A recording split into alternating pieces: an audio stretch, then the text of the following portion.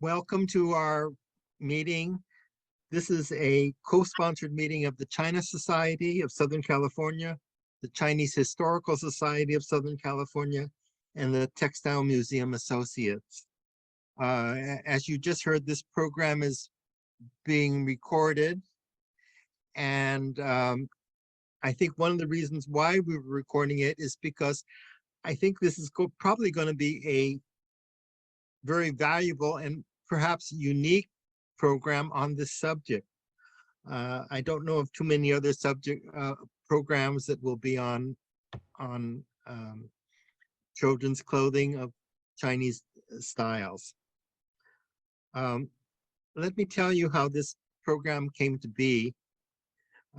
During the summer, we had a special program on Chinese hairpins. And after the program, we had a little exhibit of Chinese hairpins in Chinatown. And a couple of members who had attended the program came and saw the hairpins. And they mentioned that one of our members, Christi Lan, had a sister who had a wonderful collection of Chinese baby clothing. And she said, oh, they had written books on it, and it was something that was truly worthwhile seeing. So naturally, looking for programs, I contacted Nancy, and she said, oh, she'll see if her sister in Taiwan would be willing to give a program. And this seemed to raise all kinds of questions to me because, gee, they're in Taiwan, and then I'm wondering how good the English is and what the time difference is, and everything just seemed to coalesce.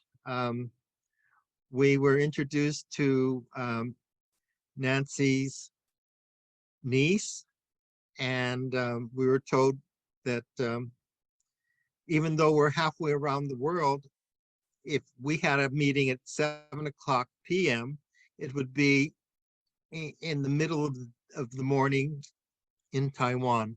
So I think we're really very fortunate to have a program that we can use Zoom to essentially span the world. Our speaker is Brenda Lin. She's the daughter of the collector, and she said that she would give her introduction to us. So I think without further ado, I'd like to turn the program over to Brenda. Thank you so much for that great introduction. Ricky, could I trouble you to share your screen? I guess as, oh, there it is. Okay, hopefully everyone can see this. Okay, next slide, please. So first of all, I want to thank all of you for being here today, and I want to especially thank the China Society of Southern California and the Chinese Historical Society of Southern California, as well as the Textile Museum Associates for hosting this talk tonight. Just a quick kind of, nuts and bolts. I will talk for about 40 minutes and then we'll open it up to questions. I think usually your programs run about an hour. Okay, so then we'll begin. All right, so next slide, please. So this is my mother, Ms. Christi Lan. She has always been a collector with a very keen eye. She collected art, ceramics, statues of Guanyin, tiffins, lacquerware. There was a time when she even collected leather puppets from Indonesia. About 30 years ago, my mother decided to focus her collection on children's textiles because it is the industry where she worked for several years, alongside my father, who founded a children's wear company in Taiwan in 1971. She traveled all over southwestern China, Taiwan, and parts of Southeast Asia, collecting children's hats, bibs, clothing, shoes, and of course, the topic of our talk today, baby carriers. Next slide, please. So in fact, her fascination with children's textiles from these regions began with a missing ribbon. One time, my mother was in an antique shop in Hong Kong and happened upon a beautiful piece of embroidered fabric.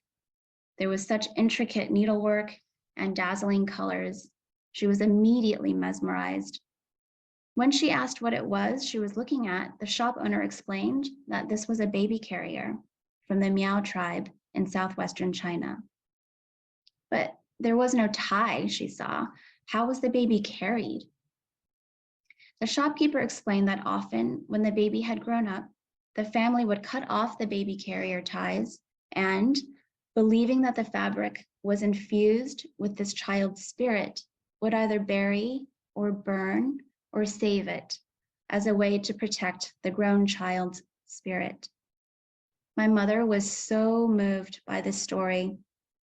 It's like a physical embodiment of what parents feel towards their children, right? It's a long process of letting go.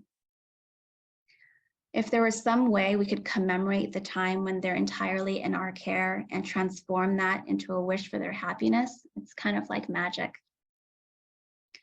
So in all, my mother has collected about 2,000 pieces. It's not the largest collection, but it is unique in its focus and in the emotions with which it is imbued. So though we are in the kind of children's clothing retail industry, both my mother and I, neither my mother nor I are textile academics or textile makers or embroiderers, though I actually have started. Yes, is there a question? I would say that's the daughter of the woman we met. Okay. I have started to stitch a little bit here and there because I was so inspired by my mother's collection. But today's talk, I won't go into too much technical detail and I won't present from an academic point of view. But I do feel that this collection is special because the impetus for it is love. It's a total respect for the love a mother and caregiver has for her children. I'll share a few key pieces that represent some of the cultures in my mother's collection, talk about some of the techniques that are used, as well as the meaning behind the symbols and motifs. Next slide, please. So here is a kind of a very, very general map of the different ethnic minority tribes in China. Officially, there are 55 ethnic minority groups. Depending on how you define ethnic minority. The major groups are Zhuang, Hui, Manchu, Uyghur, Miao, Yi, Tibetan, Mongolian, Dong, Buyi. So some of these we'll see represented in today's talk. Every single tribe has its own very special aesthetic. Most of the minority tribes represented in the collection do not have a written language. So much of the culture's history, mythology, observations about the natural world are all recorded through cloth and weaving and embroidery. In fact, girls are taught needlework from the very, very young age of 4 to 5. Grandmothers and mothers teach them by example. Sometimes they teach them through song.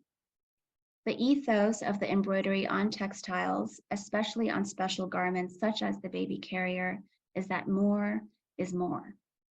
The more complex it is, the more kind of magic is imbued in the cloth. And it really is a true badge of honor to show their skill. So the baby carrier is very much like their canvas. Next slide, please. So here is a baby carrier from the Miao tribe. The Miao group numbers about 9 million people in population. And in this baby carrier, if I just bring your kind of attention to the red circle, I don't have a point. Yeah, thank you, Ricky. So it's flanked by 2 dragons. And this is a motif that you often see in kind of Han embroidery or paintings. It's based on a Chinese idiom, 2 dragons playing with a pearl, right? And it's an idiom that represents excellence and a striving for happiness. But you see that besides these two dragons playing with the pearl, this baby carrier is kind of filled to the brim with other motifs. The other story that is represented here is a very important creation and origin myth for the Miao.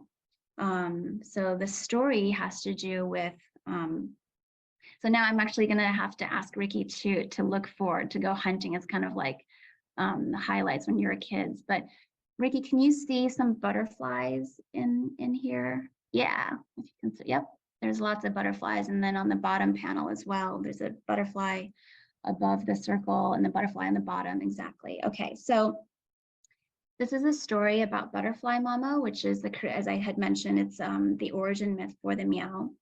And the story goes that the sweet gum tree gave birth to a butterfly mama, and she was very lonely. And so she went to the river, and soon, while she was there, she fell in love with some water bubbles and became pregnant with 12 eggs.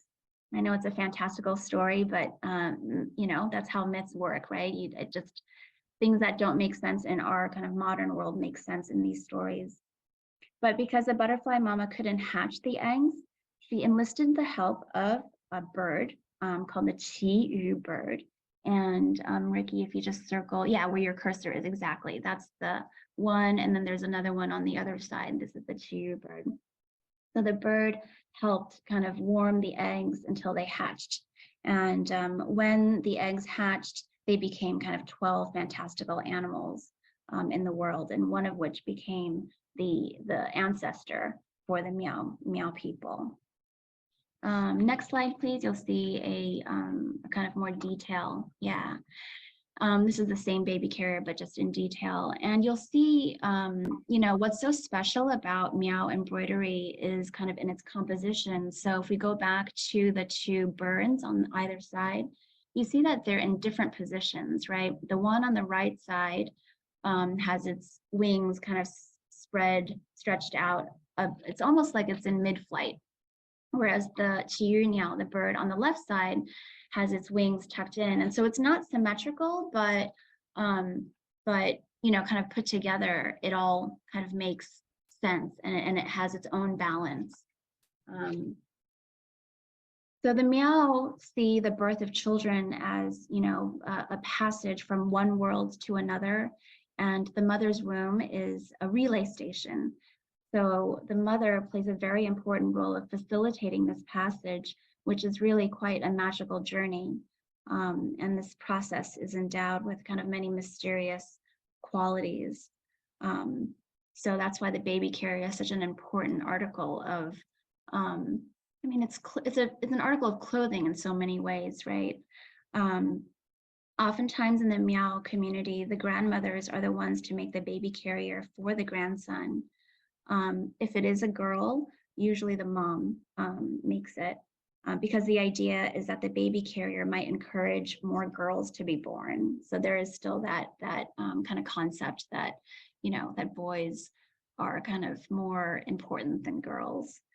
So looking at this particular baby carrier and the elaborate way in which it was embroidered, we can assume that the baby that was being carried in it was probably a baby boy. Next slide, please. And this is just to show you the kind of form, the technique of embroidery that was used in the previous baby carrier. And it's done by kind of like making all these tiny little, almost like knots to give it this raised texture. Next slide, please. This is also from the Miao tribe, and this is an example of a wax resist dye baby carrier. And in here, you'll also see similar motifs of our friend. Now you'll often see the butterfly and then the birds in here. Next slide, please. I just want to talk a little bit about the technique of wax resist dye. So, so this wax it comes from the sweet gum tree, which we heard about in the story about the butterfly mama. So the sweet gum tree is chipped away with an axe, and then and then the resin will drip out and will be collected. The resin is then boiled into wax. And if you see on the right side of this page, you see the woman's hand is holding this tool exactly. So this tool is made by pounding out a coin and then connecting it to a bamboo stick. And the bamboo, as we all know, is hollow on the inside. And so the kind of, fluid wax can be easily poured into that cavity. And then the wax will then flow out through into this it's called a wax knife, the la dao, which helps the woman draw the pattern on the cloth. And what happens is after she's finished drawing the pattern, which, as you can see, she kind of outlines with her fingernail at first and uses no, kind of measuring device or straight edge. It's all just done by eye, which is really quite incredible. The entire cloth is then thrust into this vat of indigo dye, and it's hot, and then the wax will then melt away and then leave, the white parts that we saw in the previous slide. That's where the wax was used as the kind of drawing material. So that is a wax resist dye baby carrier. Next slide, please. Here is a baby carrier, also from Miao, the Shidong area. And this is a good example of a baby carrier that, may be similar to the one that my mom saw first many years ago without any ties. This is a special baby carrier in that before it was used as a baby carrier, its kind of life started off as an apron. And what's significant about that is that the apron covers the womb.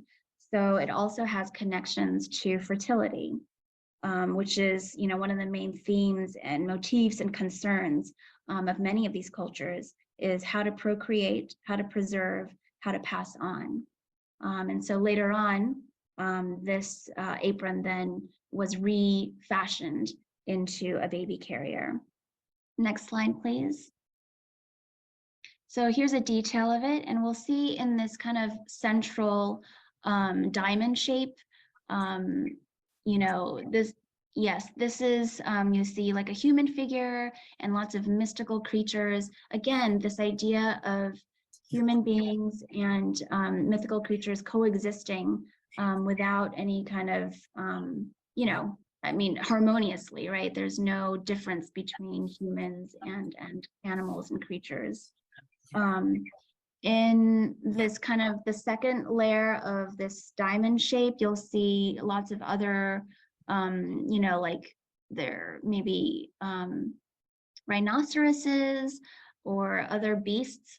And in some of them, you'll see they're kind of wearing a mask on their faces that look human-like. Anytime that happens, they're representations of kind of their ancestral spirits. And then towards the bottom of this baby carrier, you'll see our friends, the tiu birds. See, there's two of them towards, yeah. And then the two side panels of this baby carrier are heavily influenced by Han culture, with the kind of embroidery of the flowers, the peonies. So sorry, hold on one. Okay, and then even down to you'll see the Chinese characters on either side. Next slide, please. I'm just going to share a little bit about the technique here. This is the satin stitch. And the Shidong Miao are really known for what's called split thread embroidery. They'll take one strand of thread and split it into sometimes more than 10 strands and then embroider with that. And that's how they get this kind of satin shiny sheen on it. So I just wanted to show that technique. And sometimes they might even put a sheet of paper underneath as they kind of do this stitching back and forth to give it a bit of a like a raised texture. Next slide, please. Here's a baby carrier that uses the applique technique. And you'll see this, you'll often see this kind of spiral motif. These spirals are representations of water. They're also kind of reminiscent of the water bubbles, right, of the that the butterfly mama fell in love with in our creation story from earlier. The Miao people used to reside a long time ago. They used to reside in the Central Plains, but were forced to kind of migrate farther and farther down south, and they would always settle near water. And so, water motifs are quite important to the Miao people. Next slide, please. Here is just a brief kind of example of how applique is done. It's done by making a stencil and then embroidering it onto like a background color. Okay, next slide, please. Here's a baby carrier also from the Miao tribe. And what's special about this one is, so this kidney shape, this kind of like almost like a cashew shape you'll see. This is important to the Miao people because kidneys to them are an example, or they have to do with virility. So again, this idea of kind of procreation is very important. And this baby carrier from this distance, you might think that it's so fine, the details are so fine, you might think that it was maybe painted on, or maybe, it looks like some kind of wax resist dye method. But in fact, next slide, please. In fact, it's very, very fine chain stitching. So it is a kind of embroidery. So it's really quite fantastic to see. Next slide, please. Here's another baby carrier, gorgeous one from the Miao tribe. And anytime you see, again, in this top, there's this sachet towards the top band of the baby carrier with the tassels coming down. That's also kind of the shape of a butterfly. And anytime we see a, like another layer to a baby carrier, such as the sachet, it's another form of protection. Sometimes you might see a lace overlay, tassels or beads. Those are other ways to protect the baby. Next slide, please. Here is a very special baby carrier. Lots of people, when they first see this, they think that it's upside down. We might tend to think that the smaller covering belongs up top where the head is, and the bottom is more bottom heavy, but it's not. In fact, this style is meant to be worn this way. And when you look at it, actually, the two squares on the top of the larger panel, those kind of look like eyes, right? And then the baby carrier itself is in the shape of a frog.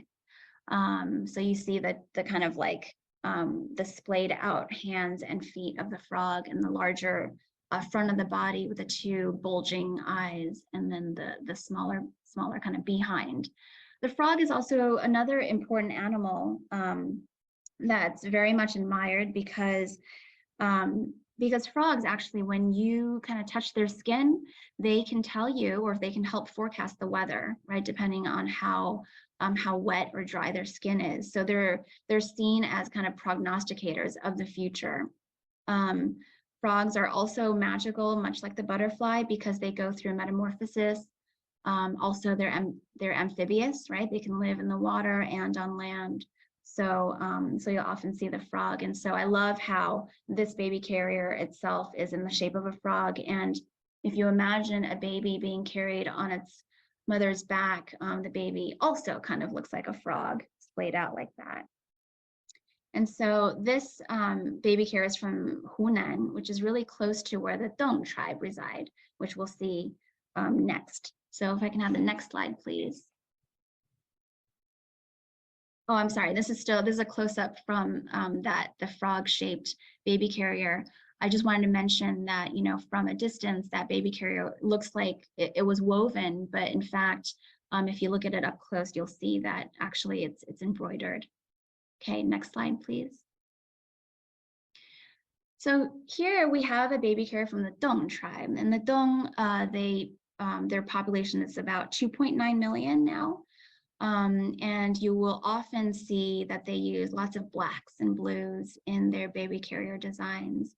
The cross here in the middle of the baby carrier it's not a religious symbol. A lot of times when you see a cross or an asterisk looking sign, it's a symbol of the sun.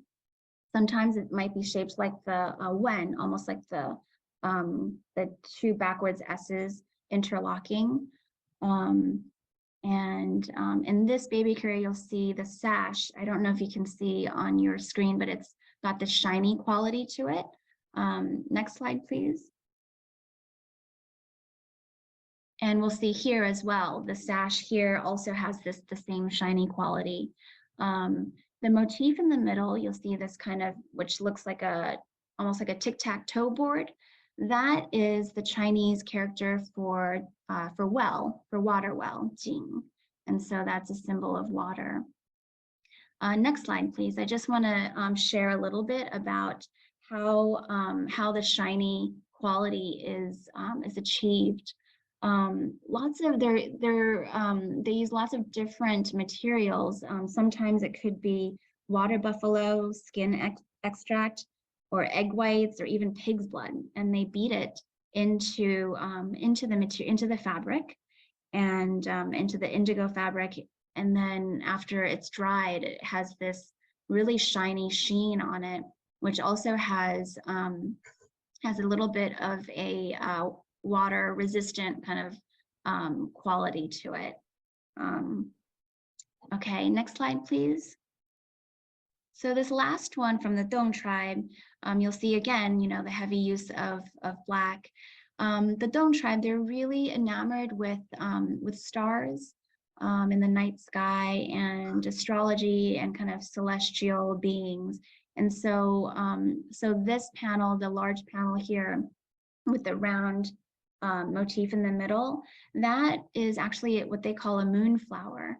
And so that's a representation of the moon, and all the crosses all around them are the stars. So it's as if you were imagining like you're lying down on the ground at night and you're looking up at the night sky, and you just see the moon and twinkling stars.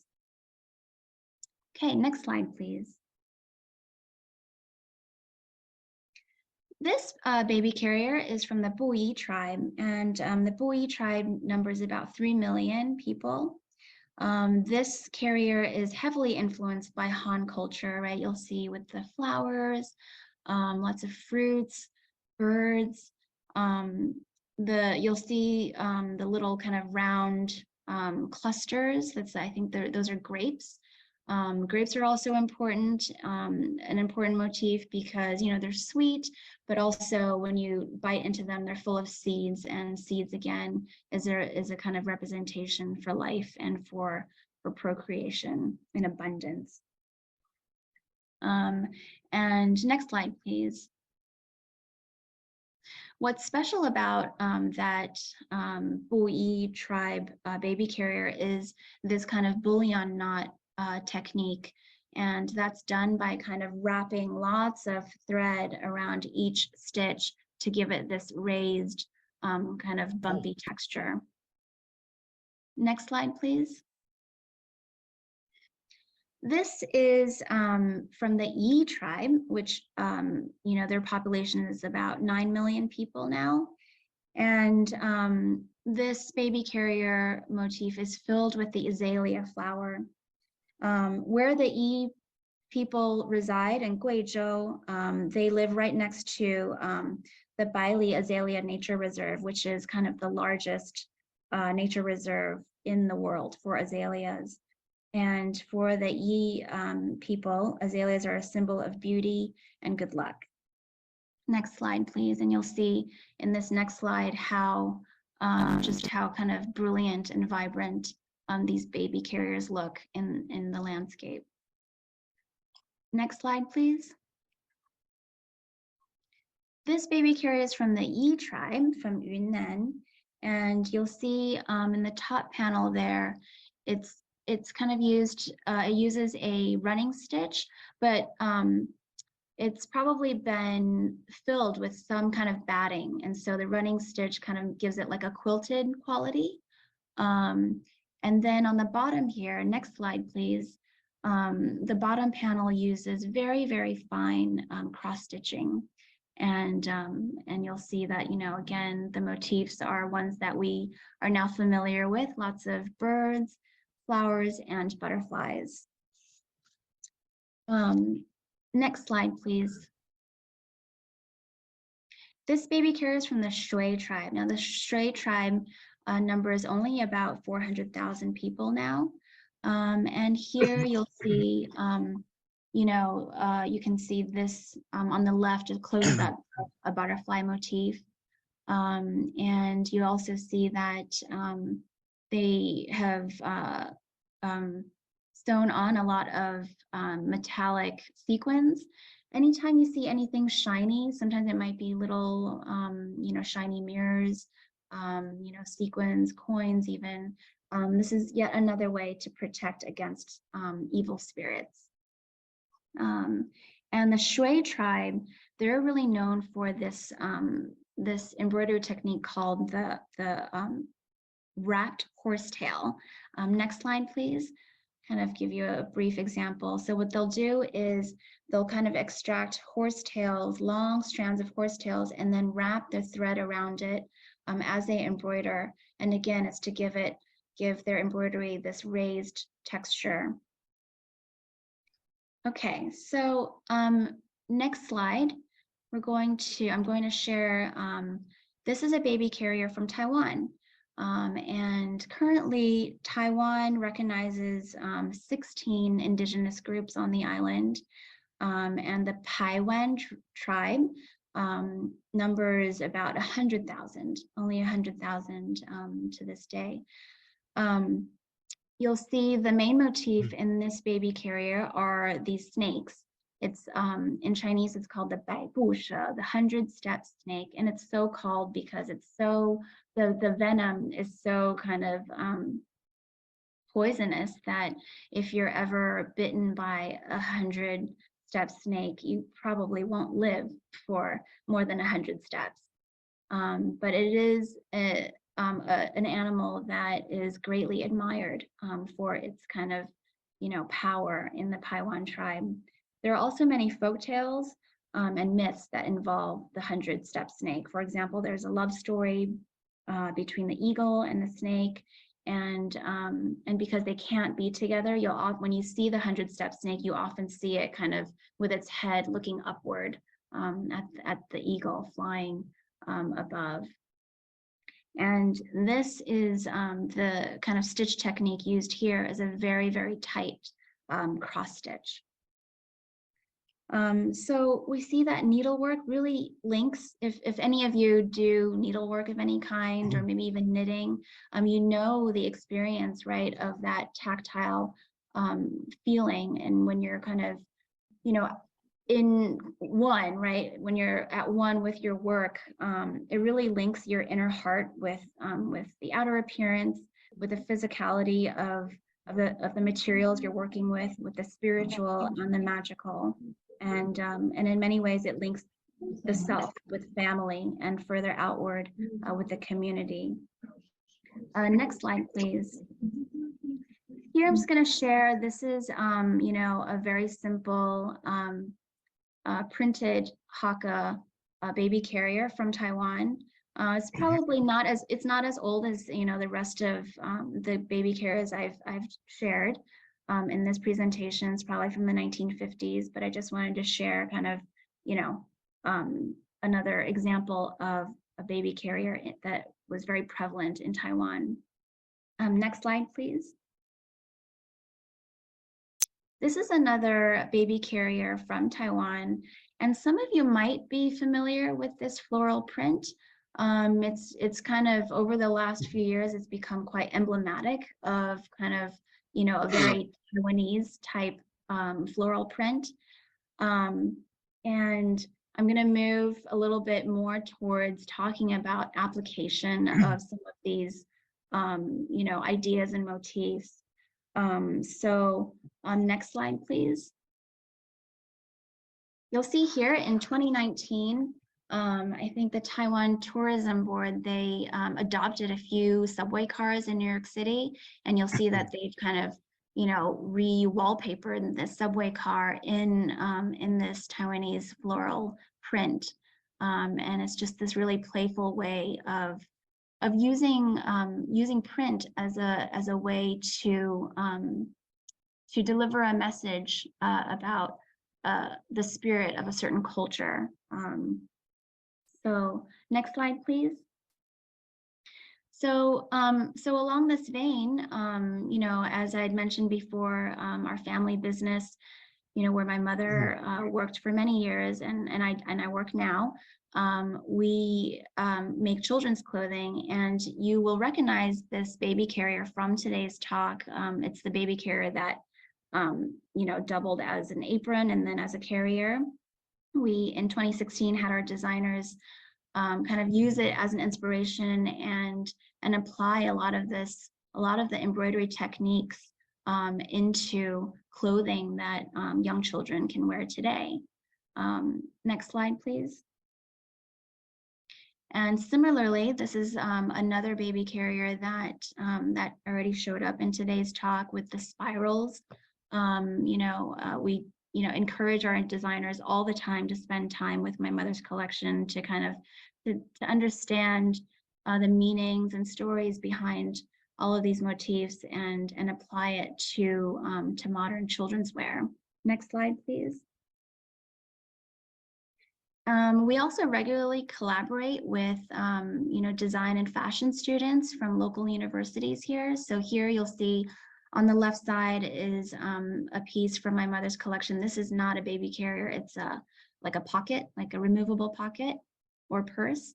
And you'll see on the right side, the student kind of freehanding and kind of, you know, drawing from this embroidery.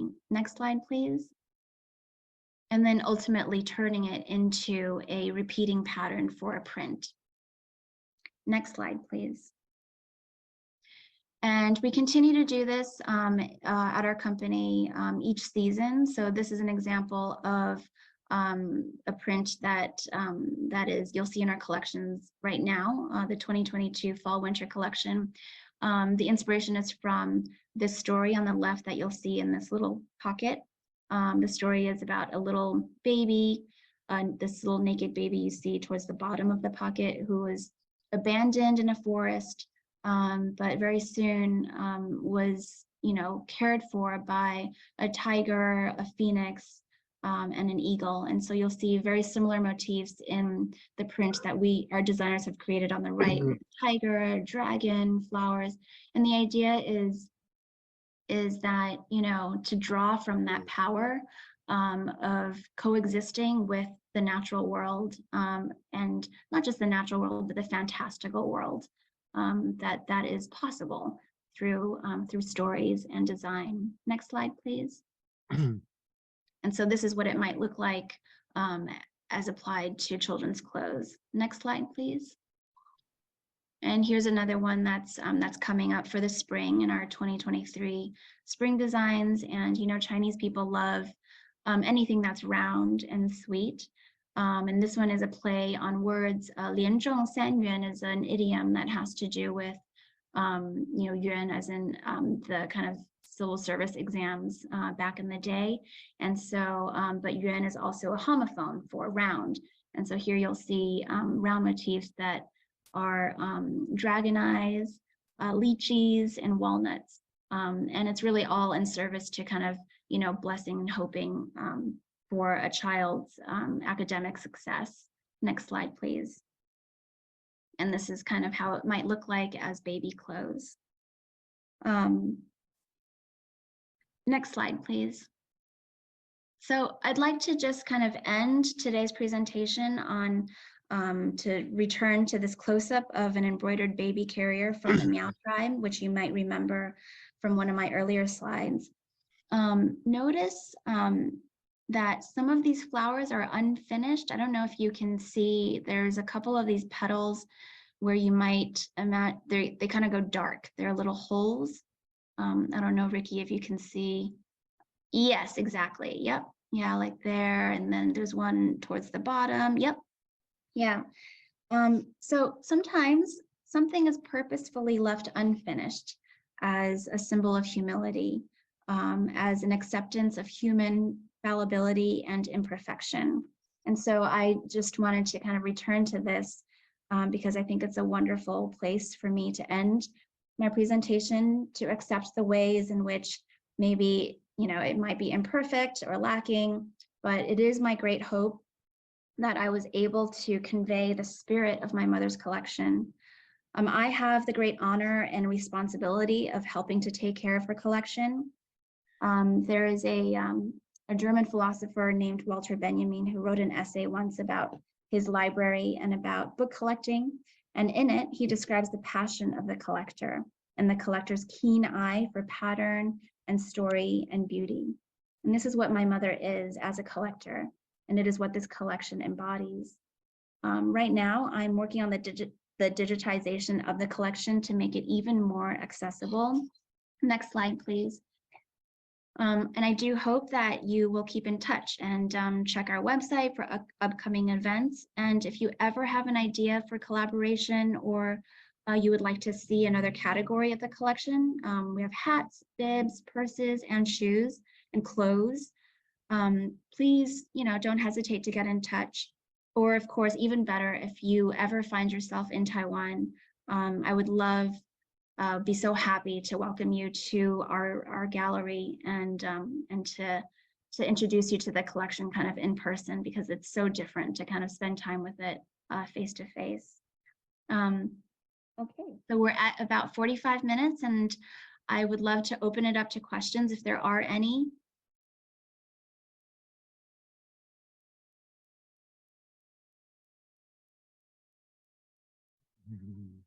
And I think we're doing questions through the chat. Is that right?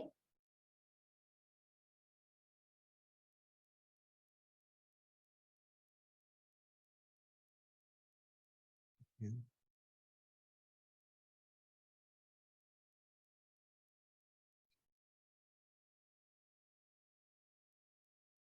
I have a kind of a maybe a stupid question, but how does the baby actually fit in the baby holder?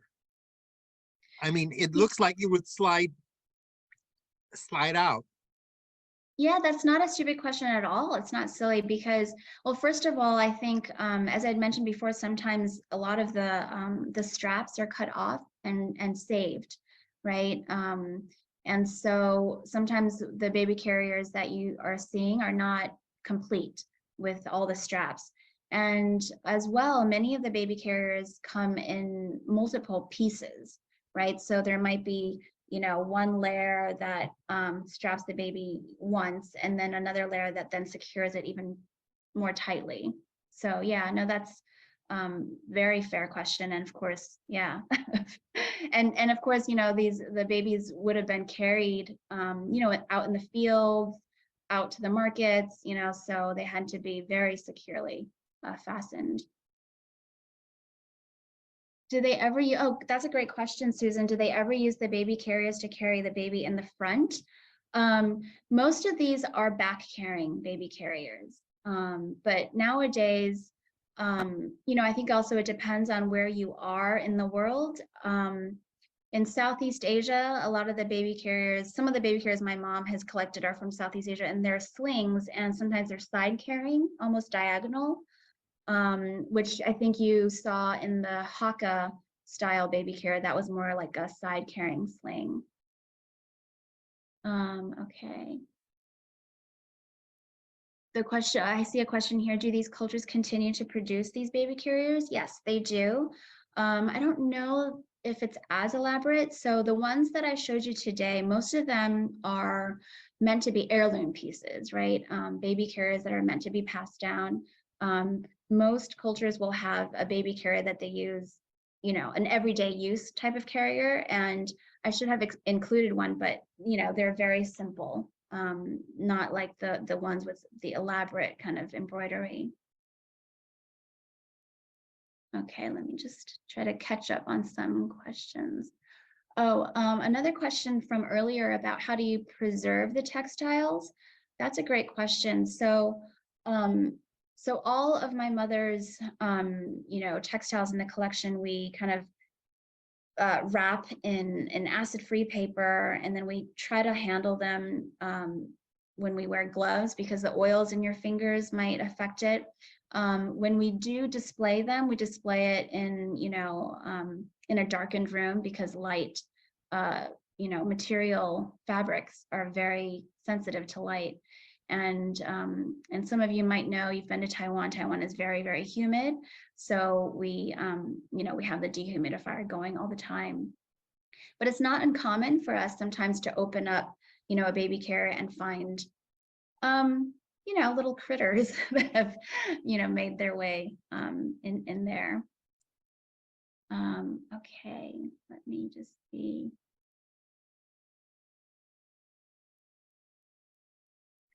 Am I missing any questions? Let's see. Well, yep. Can I ask another question? Please. You didn't have any Han people's baby carriers. What did they use to carry babies? The same. I didn't because I thought I would just focus today on minority, ethnic minority tribes, but they're very similar. And then of course, depending on class, the materials used might be, a lot of silks, and the embroidery kind of, the stories would be different, right? Definitely, dragons and phoenixes, but I find that the stories are less kind of fantastical, and you see fewer kind of commingling between humans and mystical creatures. But yeah, they're very similar, baby carriers. Yeah.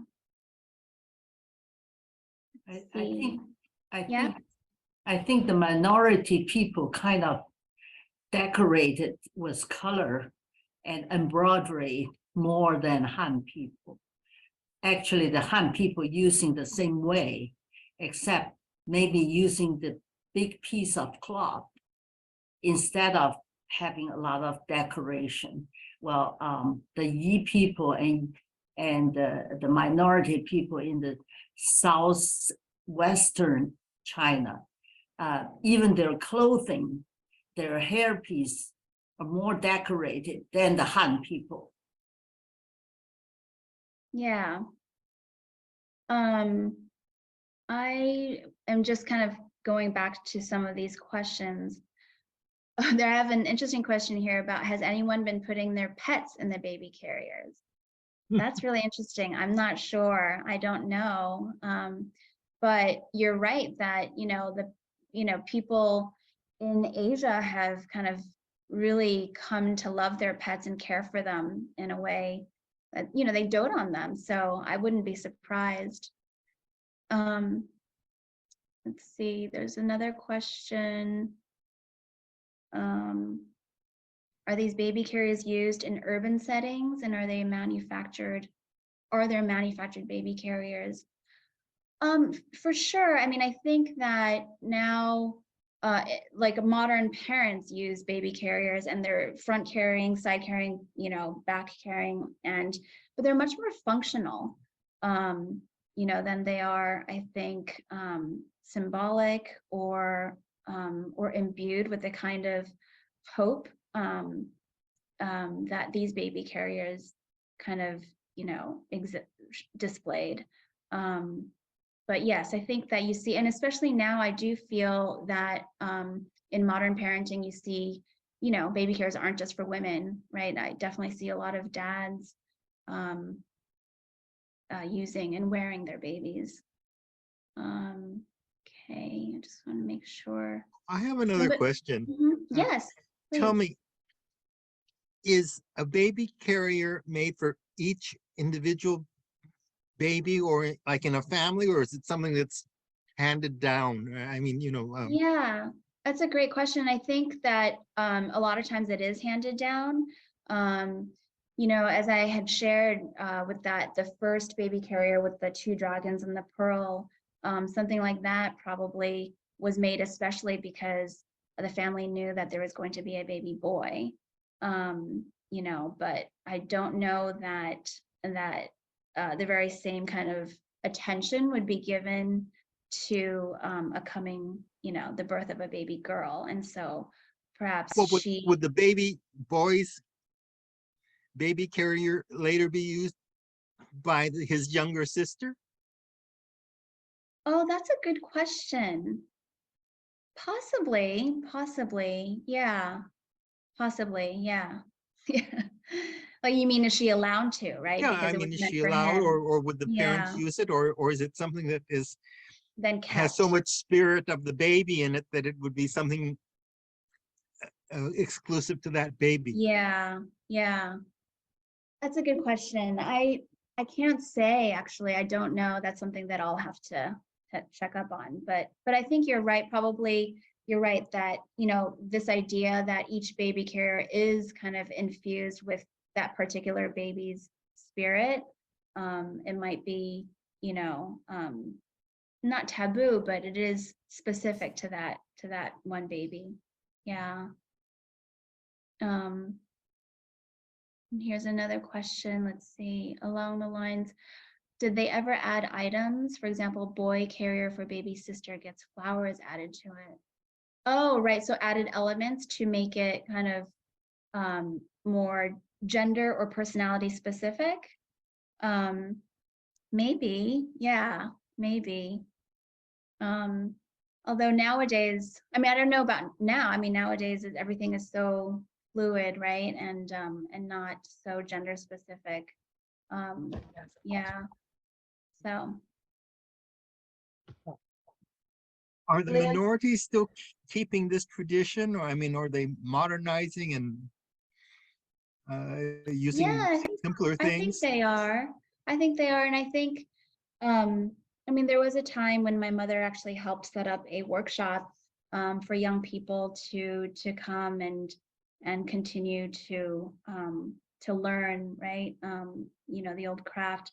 I mean, in a lot of the books that I've read, there is a real sense of pride, to learn this.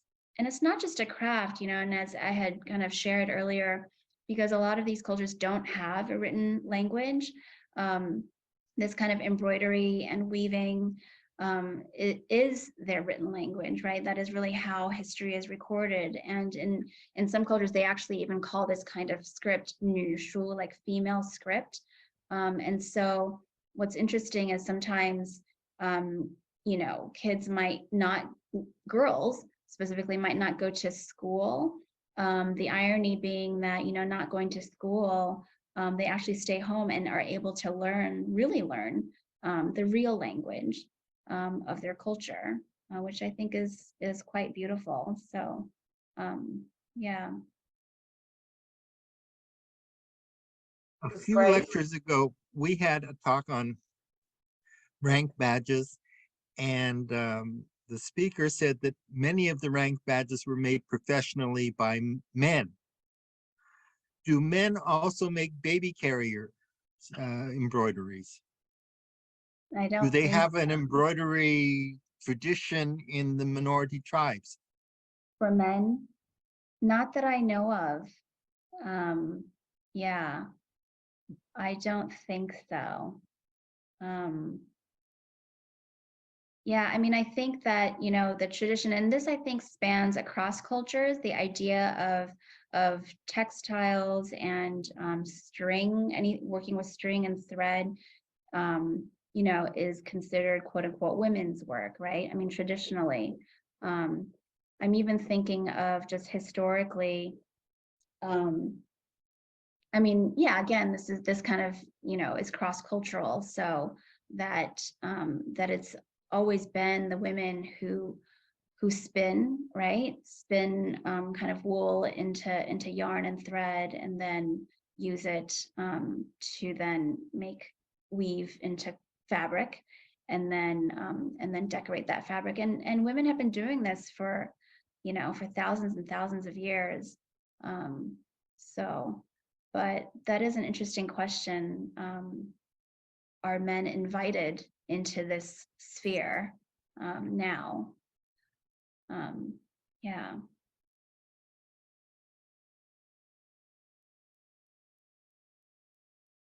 Are there any other questions? You know what, this is Grace.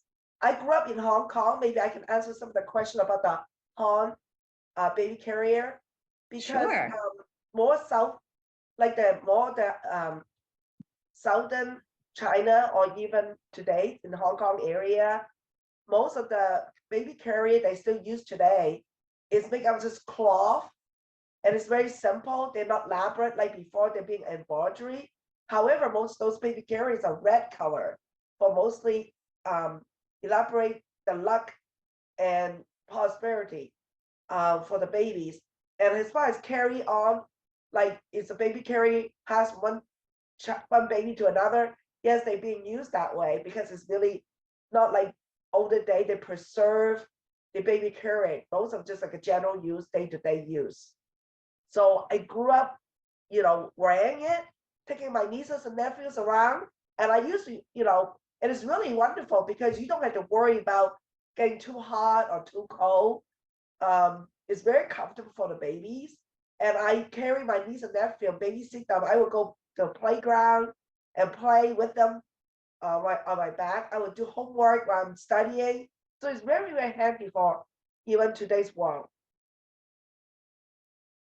Yeah, thank you, Grace. And I would absolutely agree. I have 3 children of my own, and carried all 3 of them. And it's such a, you know, such a, like you're describing, such a practical way to go about your day, right? And to be one with your baby, but then still be hands-free to do all the things that you need to do, all the kind of tasks that you need to complete during the day. So yeah.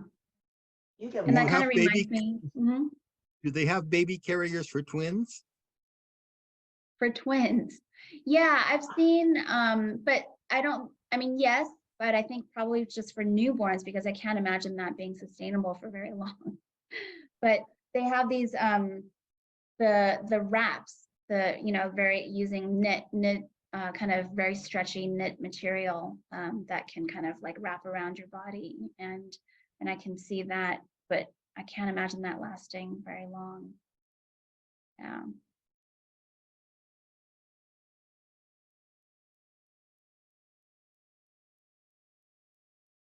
Tell me, what are your other talks dealing with purses or caps, or are they similar to this one? Yeah, so similar in that they would focus a lot on technique and the different stories, right? My mom, the collection that she has on purses is so interesting because, you know, the idea of kind of putting little items in specific, you know, pouches is kind of fascinating to me. In a way, it's kind of like a smaller version of talking about baby carriers. But, you know, her purse collection has, you have, you know, carry things like coins and notes, fans and glasses, but also kind of more kind of not metaphysical, but kind of metaphorical ideas where, for example, there used to be a little purse called the Chenglu Nang, which is literally translated to kind of morning dew drops. And it's a little container that, you know, that people would go into the mountains early in the morning to collect dew.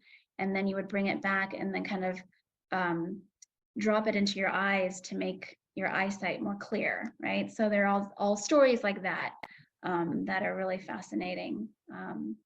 Yeah.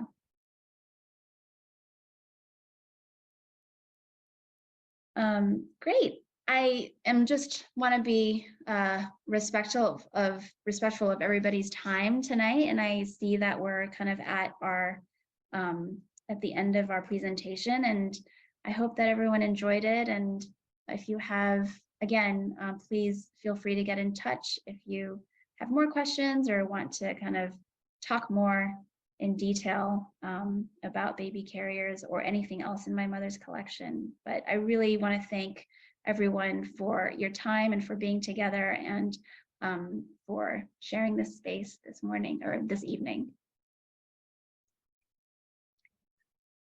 Well, I want to thank you, and I think everybody enjoyed the talk and learned a lot, which is something that sometimes we don't do. And I think maybe we'll look forward toward maybe another talk on purses, because I'm just wondering, you know, in this country, you have one purse and it gets loaded with everything, it seems. Whereas I guess the Chinese purses, they're individual. And I know I have a collection of some of them, but I can't figure out how they put them all together. So I think that would be an interesting talk maybe in the future. Great. I would love to talk about that with you. So yeah, thank you so much. And thank you, Ricky, for helping me with the slides. Thanks. It was a pleasure working with you. Okay, so thank you very much, and thank your mother for having such a wonderful collection I and will. sharing it with us. And I also want to thank Ricky for being our last minute host. I think without him, I would have been sunk. And I want to thank some of the other people who really helped me put on the program. I